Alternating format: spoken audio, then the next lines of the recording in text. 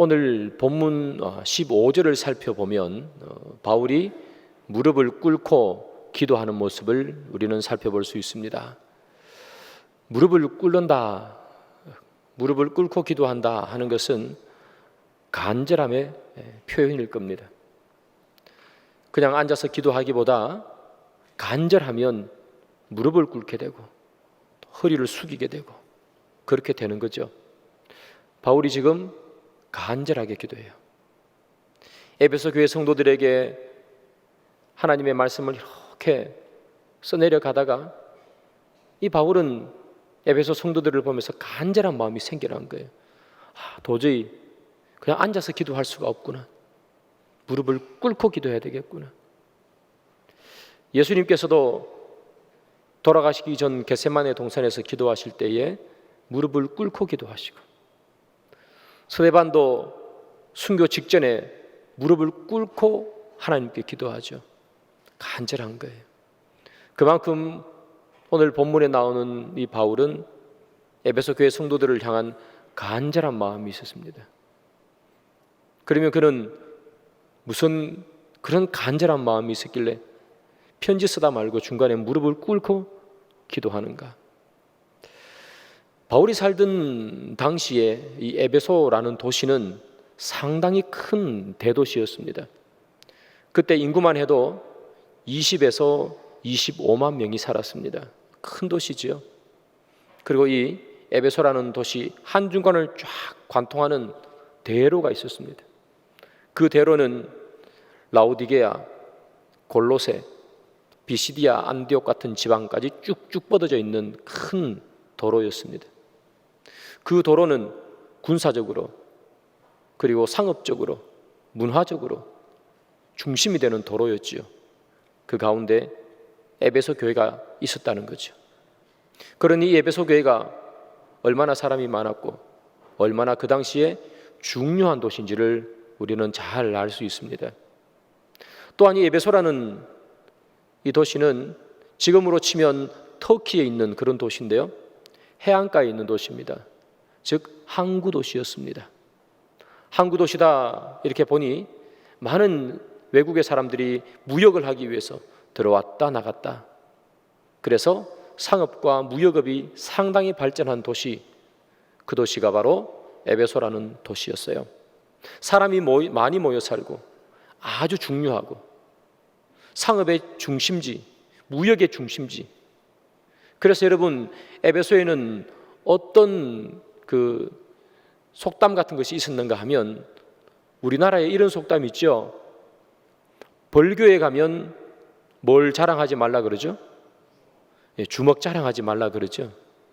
마찬가지로 에베소에 가면 돈 자랑하지 말라 하는 말이 있을 정도로 에베소는 물질이 풍만한 그런 도시였어요. 또 하나 이 에베소는요, 기억해야 되는 것은 그 당시에 가장 큰 아데미 여신 신상이 있었던 곳, 그리고 이 아데미 여신에게 제사를 지내는 신전이 있었던 곳, 그곳이 바로 여기 나오는 에베소라는 곳이에요. 이 아데미 여신에게 어떻게 제사를 지내는가? 성전 창기라고 부르죠. 여성들이 와서 음란한 성관계를 가지면서 그러면서 제사를 지내는 것, 이게 아데미 여신에게 제사 지내는 방식이에요.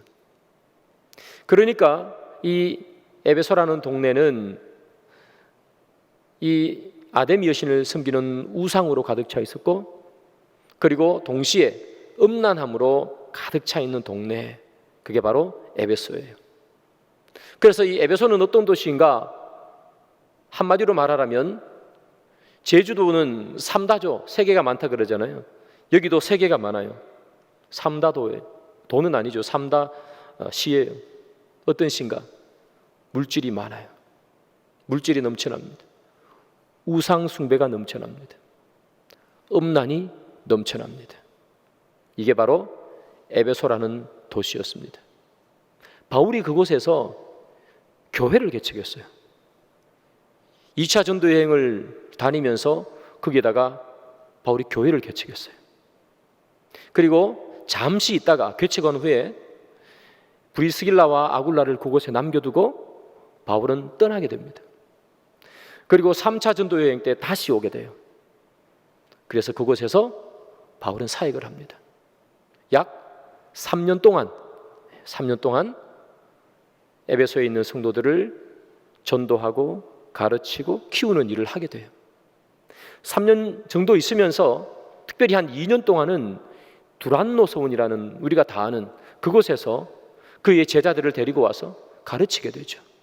이 두란노서원이라는 이곳에서 다른 사람들이 다 잠자고 또 쉬고 하는, 너무 더워서 한낮에 자기 제자들을 불러놓고 말씀을 가르쳤어요.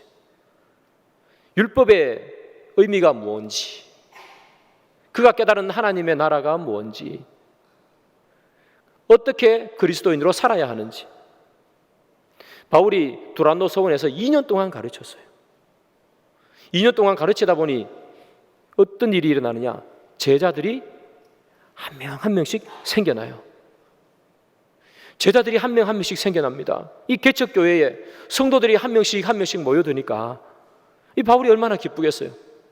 기쁜 마음으로 섬기고 있는데 바울이 가르치니까 이 사람들의 믿음이 든든하게 서가는 거예요. 그래서 이 사람들은 조금씩 성도도 늘어가고 또 믿음도 튼튼하게 세워져가는 교회, 에베소 교회였죠. 그런데 여러분, 이 바울이 또 하나님의 뜻이 있어서 3년쯤 사역하고 나니까 그런 사역지를 옮기게 됐어요. 하나님의 명령에 따라 사역지를 옮기고 그 에베소 교회 성도를 떠나게 되죠. 에베소 교회를 떠난 지 한 1, 2년 정도 됐을까요? 지금 이 에베소서를 쓰고 있는 거죠. 이 바울의 마음 속에는 에베소 교회 성도들이 계속해서 자리 잡고 있었어요. 가장 오랫동안 함께 했던 곳, 그러니까 가장 많이 정들었던 사람들, 에베소 사람들. 2년 동안 두란노 서원에서 밤낮 없이 가르쳤잖아요.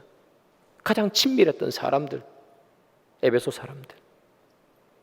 그런데 바울 마음속에 떠나지 않는 하나의 안타까워하는 마음, 때로는 불안한 마음이 있었어요. 그게 뭐냐 하면 그 에베소 교회 성도들이 사는 곳이 에베소라는 도시에서 살고 있다는 거예요. 그의 제자들이 에베소라는 도시에서 산다는 거예요. 3다시 물질이 만연해서 물질 만능주의가 가득한 곳, 음란이 가득한 곳, 우상 숭배가 가득한 곳, 그곳에 이 제자들을 홀로 던져놓고 떠나온 이 바울의 마음이 늘 불안한 거예요. 이들은 혹시 믿음을 저버리고 물질을 따라가지 않을까? 신앙을 저버리고 음란한 곳에 그들은 따라가지 않을까? 그들은 혹시나 하나님이 아닌 우상을 섬기고 있지는 않은가? 에베소라는 도시에 그들을 던져놓고 오다 보니까 이 에베소라는 그 세상의 흐름 속에 그 성도들이 그들의 마음을 뺏겨버릴까 봐 이 바울은 늘 조마조마하고 불안한 거죠. 물가에 어린아이를 내어놓은 아버지 어머니처럼. 그래서 오늘 바울은 에베소 교회 성도들을 생각하면서 편지를 쓰다가 무릎을 꿇는 거예요. 마음이 막 간절해지는 거예요. 그러면서 이 바울이 지금 기도하는 거예요. 에베소서 3장 16절이죠. 그의 영광의 풍성함을 따라 그의 성령으로 말미암아 너희 속 사람을 능력으로 강건하게 하시오며, 이렇게 기도해요. 바울이 에베소 교회 성도를 생각한 거예요. 그 사람들이 세상에 휩쓸리면 안 될 텐데, 그들이 세상에 휩쓸리면 안 되는데, 그래서 기도하기를, 간절히 무릎 꿇고 기도하기를, 성령이여 속 사람을 강건케 하옵소서. 우리의 속 사람과 그 사람이 늘 다툽니다. 그 사람은 음란을 향해 달려가고 그 사람은 물질을 향해 달려가고 그 사람은 우상 숭배를 향해 달려가지만 하나님, 이 에베소 교회 성도들을 하나님께서 지켜주옵소서. 그들이 그들의 열심으로 그들의 신앙을 지킬 수 없으니 성령이 임하여 주옵소서. 성령이 그들 마음속에 들어가 주셔서 그들의 속사람을 강건케 하옵소서. 그 사람과 속사람이 늘 싸우지만 속사람이 성령의 힘으로 말미암아, 능력으로 말미암아 그 사람이 원하는 물질과 음란과 우상 숭배를 이기게 하옵소서. 바울이 에베소 교회 성도들을 생각하니까 너무 간절해지는 거예요. 이들을 물가에 내어놓은 것 같은데 하나님, 저들을 지켜주십시오. 저들을 지킬 수 있는 것은 아무것도 없습니다. 제가 저들을 하나님의 말씀으로 정말 열심히 가르쳤지만 그러나 지식을 가지고 세상의 유혹을 이길 수는 없습니다. 하나님께서 허락하신 그 말씀, 지식 안에 담겨있는 성령의 은혜, 이것만이 그들을 지킬 수 있습니다. 그래서 바울은 기도하는 거예요. 성령으로 말미암아 그들의 속사람을 제발 강건하게 해주셔서 에베소라는 그 도시의 그 흐름에 그들을 빼앗기지 말게 하옵소서. 사랑하는 여러분, 이 바울의 기도가 우리의 기도가 되기를 소망합니다. 세상 가운데서, 세상의 흐름 가운데서 우리의 마음을 빼앗기지 않도록 그렇게 간절히 기도하는, 무릎 꿇고 기도하는 그 바울의 기도가 우리 가운데 늘 있어야 할 줄 믿습니다. 근데 여러분, 바울의 이 외침, 에베소라는 도시 안에 있는 그 성도들을 바라보는 이 바울의 외침이 600년 전에도요 똑같이 있습니다. 바울이 살던 그 1세기 600년 전에 약 기원전 600여 년경 북이스라엘은 이미 멸망했고 남유다만 남아 있습니다. 남유다도 이제 곧 무너지기 일보 직전입니다. 바람 앞에 촛불 같은 그런 상황이죠. 남유다가 586년에 나라가 멸망합니다. 그 즈음에 활동하던 선지자가 있었습니다. 에스겔입니다. 하나님께서 이 하나님의 말씀을 따르지 않는 이 남유다 왕국을 하나님께서 나타나셔서 이렇게 얘기합니다. 너희들 바벨론이 지금 힘이 강한데 바벨론을 따라가면 그들 향해서 그들이 오면 항복하라. 바벨론에 항복해야 살 수 있다. 그러나 그 당시에 왕들과 귀족들과 선지자들조차도 하나님의 이 말씀에 귀를 기울이지 않습니다. 그들은 우리는 바벨론과 대항할 겁니다. 우리는 애굽과 힘을 합쳐서 바벨론과 싸울 것입니다. 그러나 애굽도 이스라엘도 바벨론의 상대가 되지 않습니다. 바벨론은 남유다를 무너뜨리고 586년에 남유다는 멸망하고 맙니다. 왜 남유다가 멸망했을까? 애국과 손잡았기 때문이죠. 겉으로 볼 때는. 그러나 속을 들여다보면 그들이 멸망한 이유는 다름이 아니라 여호와 신앙을 버렸기 때문입니다. 하나님을 신실하게 신앙하지 않았기 때문입니다.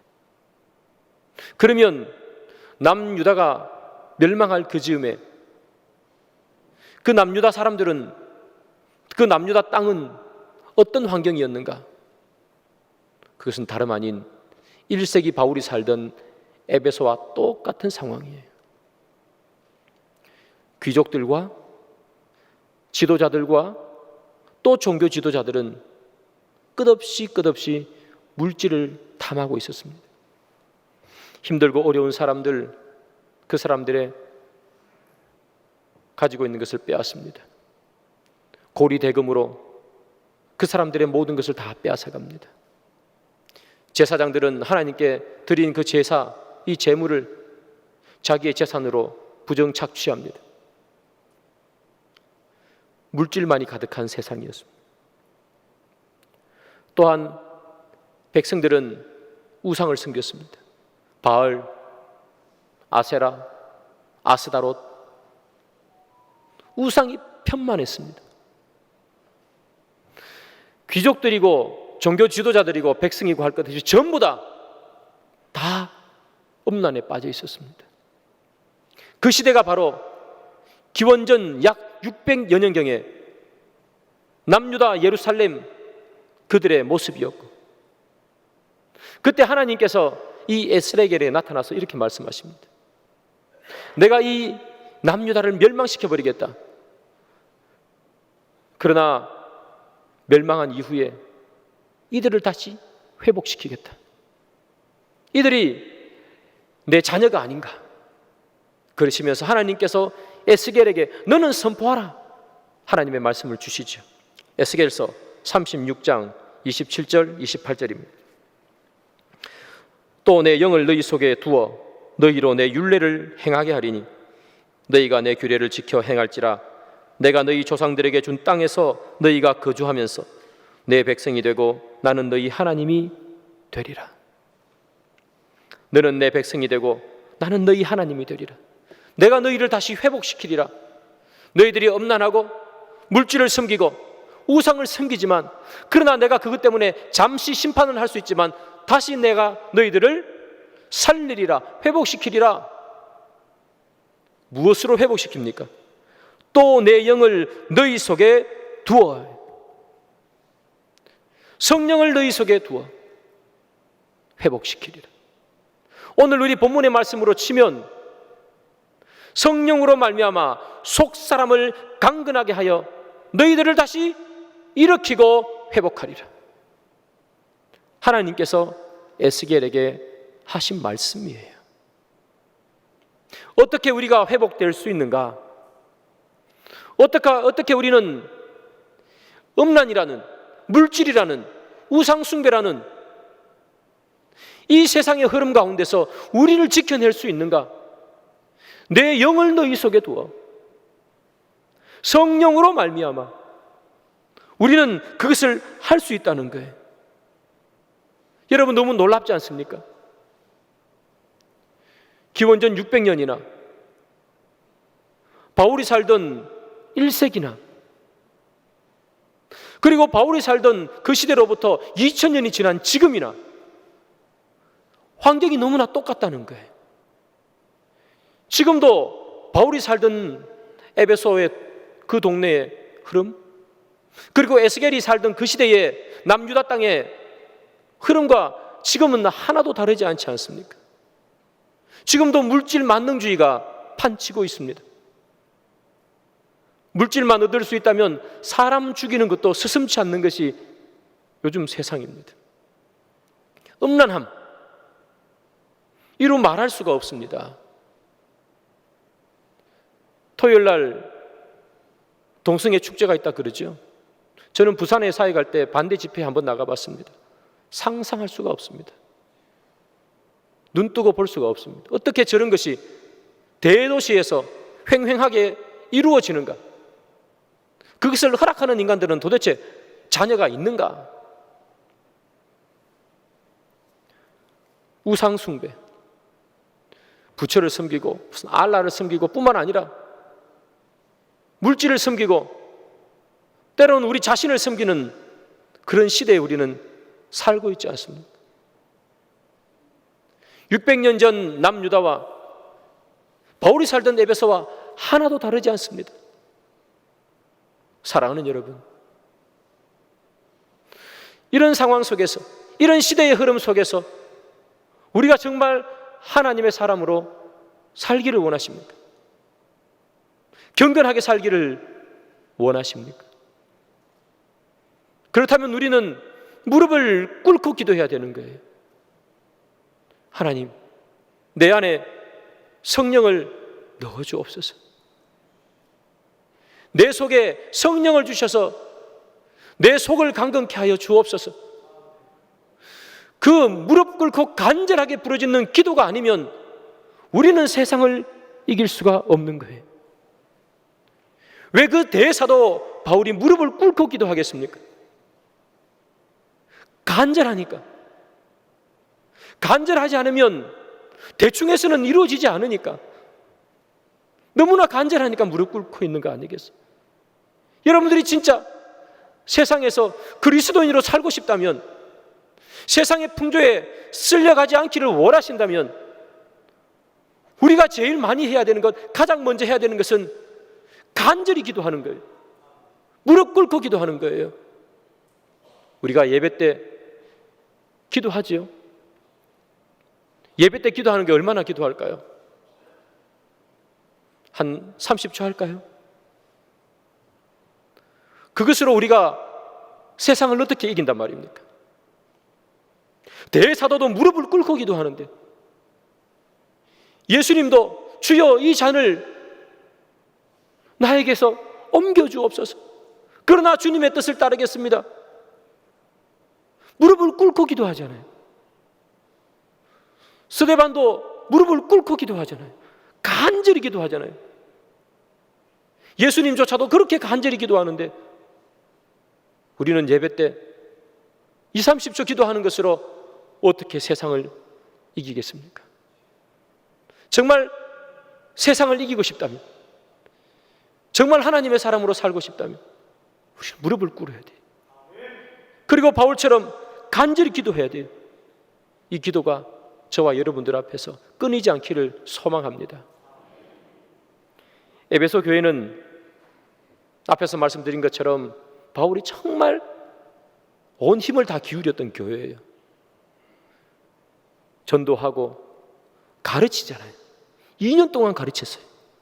여러분, 바울이 2년 가르친 건 저 같은 사람 한 100명 모아놓고 20년 가르치는 것보다 훨씬 잘 가르치지 않았을까요?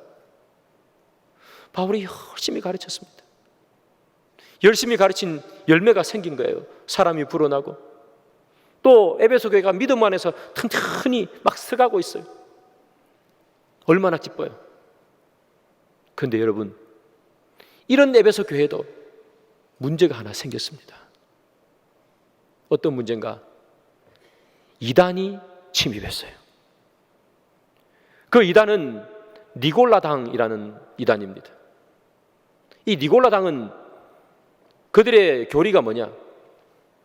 하나님 한번 믿으면 어떠한 행동도 죄가 되지 않는다는 거예요. 요즘으로 치면 구원파 같은 개념이죠. 하나님 믿었으니까 내가 어떤 짓을 해도 죄가 되지 않는다는 거예요. 그래서 이 니골라당을 도덕 폐기론자라고 불러요. 또는 무율법주의자라 이렇게 부릅니다. 그들은 스스럼 없어요. 내가 하나님을 믿으니 음란을 해도 상관없고, 내가 하나님을 믿으니 뭐 사람을 때려도 상관이 없고, 그렇게 살았던 니골라당이 에베소 교회에 들어왔어요. 근데 문제는 뭐냐 하면, 이 니골라당의 이야기에 귀를 기울이는 사람들이 있었다는 거예요. 큰일 난 거예요. 믿음으로 잘 세워져 나갔는데 이단이 들어왔어요. 큰일 났어요. 교회에 위기가 찾아왔습니다. 에베소 교회는 어떻게 대처하는가? 요한계시록 2장 2절과 3절이죠.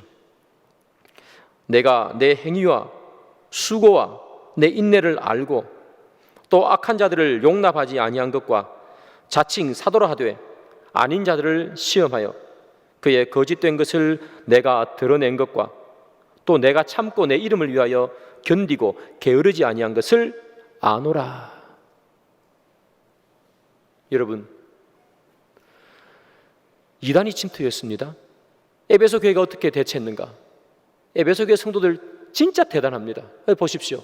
시험하여 자칭 사도라 하되 아닌 자들, 이게 니골라당입니다. 그들을 시험했습니다. 야, 너희들 말 내가 한번 들어볼게. 맞나 안 맞나? 내가 한번 판단해 볼게. 이 얘기 한번 해봐. 이렇게 된 거예요. 자, 시험하여 그의 거짓된 것을 내가 드러내었다. 이렇게 얘기하죠. 니골라당의 이 이야기가 거짓이라는 것을 이 에베소 교회 성도들이 밝혀낸 거예요. 대단한 사람들이에요. 바울이 밝혀낸 게 아니라 그냥 일반 성도들이 이단이 침투했는데 그들이 하는 말을 듣고 이건 교리적으로 틀렸어, 이건 하나님의 말씀에서 어긋나, 너희들은 잘못됐어, 발견해냈다는 거예요. 에베소 교회 성도들 대단해요.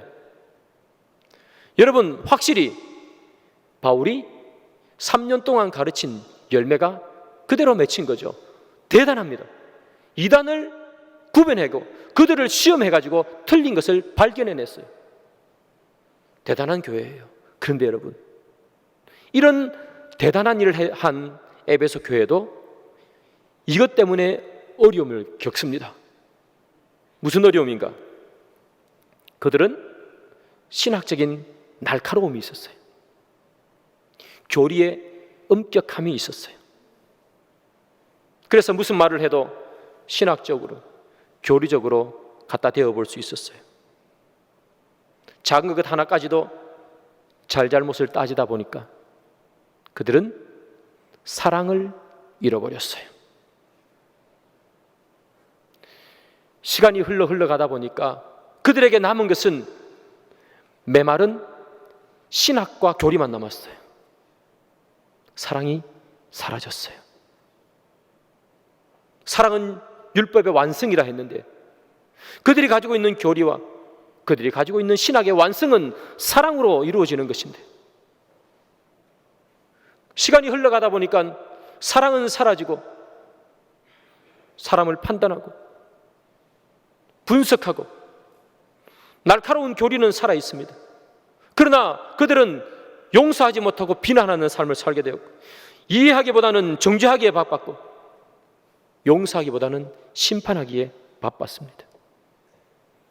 그래서 사도 요한은 에베소 교회를 이렇게 평가하죠. 요한계시록 2장 4절이죠. 그러나 너를 책망할 것이 있나니 너의 처음 사랑을 버렸느니라. 그들은 날카로운 사람이었습니다. 신학적으로 시험을 치면 늘 100점이었습니다. 어떠한 이단도 그 안에는 침투할 수 없을 만큼 날카로운 교리가 있었습니다. 그런데 그 날카로운 교리로 사람들을 재단하기 시작했습니다. 시간이 흘러 어느 날 율법의 완성이라는 십자가의 핵심이라는 사랑은 사라져 버렸습니다. 메마른 교리만 남았습니다. 그래서 처음 사랑을 버렸다, 그렇게 얘기합니다. 사도 바울이 그것을 알고 있는 거죠. 이들이 사랑을 버렸구나. 이들에게 남아있는 것은 건조한 신학밖에 남지 않았구나. 그 건조한 신앙으로 사람을 재단하고 있구나. 사랑이라는 것이 하나님의 말씀의 핵심인데 핵심은 던져버리고 격가지만 남아있구나. 그래서 사도 바울은 오늘도 무릎을 꿇고 간절하게 기도하는 거예요. 어떻게 기도하는가? 에베소서 3장 17절 믿음으로 말미암아 그리스도께서 너희 마음에 계시게 하시옵고 너희가 사랑 가운데서 뿌리가 박히고 터가 굳어져서. 하나님, 에베소 교회 성도들 날카로운 신학과 교리 위에 그들의 믿음을 쌓는 것이 아니라 사랑 가운데서 뿌리가 내리게 해 주시옵소서. 나무가 크게 자라기 위해서 뿌리가 깊게 내려야 되는 것처럼, 뿌리가 두껍고 깊게 내릴수록 크고 크게 자라는 것처럼 하나님, 이들이 메마른 신학 위에 믿음을 쌓는 것이 아니라 주님께서 베풀어 주신 십자가의 사랑 위에 그들의 신앙을 세우게 하옵소서. 주님, 그들의 사랑이 사라졌습니다. 이단을 구분해낸다고 했지만 끝에는 사랑이 사라져버렸습니다. 사랑이 그들의 신앙의 뿌리가 되게 하옵소서. 지금 바울이 무릎 꿇고 기도해요. 또 기도해요. 3장 18절 능히 모든 성도와 함께 지식에 넘치는 그리스도의 사랑을 알고 그리스도의 사랑을 알게 해달라고 기도하는 거예요. 하나님, 이들은 성경을 잘 알고 있습니다. 교리는 모르는 것이 없습니다. 하나님, 이들은 신학적으로 완벽한 자들입니다. 그런데 하나님의 사랑을 잃어버렸습니다. 사랑을 알게 해주십시오. 사랑은 모든 것인데, 십자가는 곧 사랑인데 사랑을 잃어버렸습니다. 사랑을 알게 하옵소서. 그리고 여러분, 저기 본문에 이렇게 나오죠. 지식에 넘치는 그리스도의 사랑. 지식에 넘친다는 말은 이 세상 지식으로는 알 수 없는, 이런 말이에요. 이 세상 지식으로는 알 수 없는 사랑을 알게 하옵소서. 그들이 머리로 만들어낸 그런 교리들, 그런 신학들, 하나님, 사람이 머리로 판단하고 분석해낸 교리와 신학이 그것을 뛰어넘어 사랑을 알게 하옵소서. 그리스도의 사랑, 십자가의 사랑을 알게 하옵소서 기도하는 거예요. 그리고 또 기도해요. 에베소서 3장 19절. 그 사랑에, 괄호 안에 있는 사랑해라는 말은 성경에 없습니다. 제가 넣은 겁니다. 그라는 말이 사랑이라는 말이라는 것을 여러분들에게 말씀드리고 싶었습니다. 사랑의 넓이와 길이와 높이와 깊이가 어떠함을 깨달아 하나님의 모든 충만하신 것으로 너희에게 충만하게 하시기를 구하노라. 하나님의 모든 충만하신 것으로 너희에게 충만하게 하시기를 원한다는 말은 이런 말입니다. 하나님이 완전하시잖아요.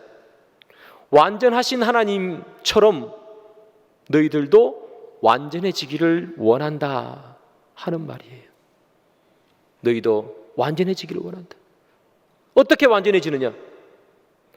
그 사랑의 너비와 길이와 높이와 길이를 깨달아서 완전하게 하는 거예요. 사랑에 청량할 수 없는 그리스도의 사랑을 너희들이 깨달아 알아서 하나님께서 완전하신 것처럼 너희들도 완전하기를 내가 원하노라. 지금 바울이 무릎 꿇고 간절히 기도하는 거예요. 무릎 꿇고 간절히 기도하니 눈물이 흐르지 않았겠어요? 눈물 흐르며 기도하는 겁니다. 하나님, 이들에게서 교리만 남았고 사랑은 다 사라져 버렸습니다. 하나님, 이 에베소 교회에 사랑이 이 교회의 기초가 되게 하시고 이 교회는 교리보다 사랑을 먼저 알게 하시고 주의 사랑으로 완전하게 되는 그 길을 걸어가는 교회가 되게 하옵소서. 에베소 교회 성도들을 향해서 눈물로 기도하는 거예요. 무릎을 꿇고 간절히 그렇게 기도하는 거예요. 산을 옮길 만한 믿음이 있어도 사랑이 없으면 아무것도 아니라 그렇게 이야기하죠. 선교를 아무리 많이 해도, 아무리 많은 전도를 해서 새 가족이 넘쳐나도,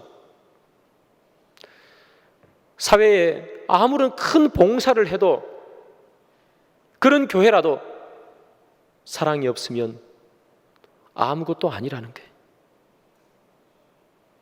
아무리 성경을 많이 읽고, 아무리 기도를 많이 하고, 아무리 봉사를 많이 해도 사랑이 없으면 아무것도 아니니라.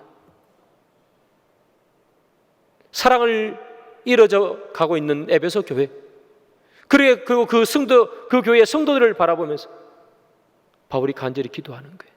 주님, 사랑을 주옵소서. 1세기 에베소 교회, 그 교회를 바라보면 우리의 삶은 어떤지를 살펴보는 거죠. 하나님, 나는 에베소 교회 성도 같지는 않은가요? 나는 사랑을 잃어버리고 살지는 않습니까? 나는 산을 옮길 만한 믿음이 있다는 것을 자랑하며 살지만, 그러나 내 속에 사랑이 없다면 그것은 아무것도 아닌 것이 되죠. 성경은 말합니다. 사람이 천사의 말을 해도 사랑이 없으면 울리는 꽹과리와 같으니라. 내가 하나님 앞에 큰 능력을 받았어도 사랑이 없으면 그것은 울리는 꽹과리와 같다는 것을. 나는 누군가를 정죄하며 살고 누군가를 비난하며 살고, 그러면서 성경의 말하기를 그렇게 비난하며 살면서 내 속에는 용서와 이해와 사랑은 다 사라져진 삶을 산다면 우리는 하나님 앞에 무릎 꿇고 기도해야 되는 거예요. 바울처럼.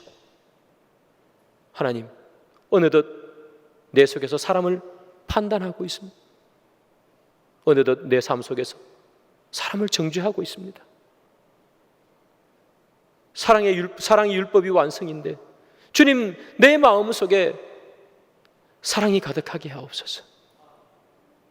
사랑하는 여러분, 우리는 바울이 살던 에베소, 에스겔이 살던 그 남유다 땅과 하나도 다르지 않는 환경 속에서 살아가고 있습니다. 이때 우리가 정말 하나님 앞에 무릎 꿇고 기도해야 되는 것이 무엇이 있을까요? 오늘 본문에 바울은 우리들에게 얘기해 줍니다. 성령을 구하라. 그리고 사랑을 구하라. 우리가 정말 간절하게 무릎 꿇고 기도해야 되는 것. 성령이 내 마음속에 오셔서 내 속 사람을 강건케 하셔서 이 세상의 흐름에 휩쓸리지 않게 하시고 음란과 물질과 우상으로 가득한 이 땅에서 내 마음을 지키게 하옵소서. 무릎 꿇으셔야 되는 거예요. 하나님, 내 마음속에서 점점점 사랑이 식어가고 있습니다. 내 마음에 사랑을 주옵소서. 무릎 꿇고 간절히 기도해야 되는 거예요. 우리가 이런 것들로 말미암아 정말 여기 나오는 바울처럼 하나님 앞에 간절히 무릎 꿇고 그렇게 기도하는 저와 여러분들이 되기를 주님의 이름으로 축복합니다.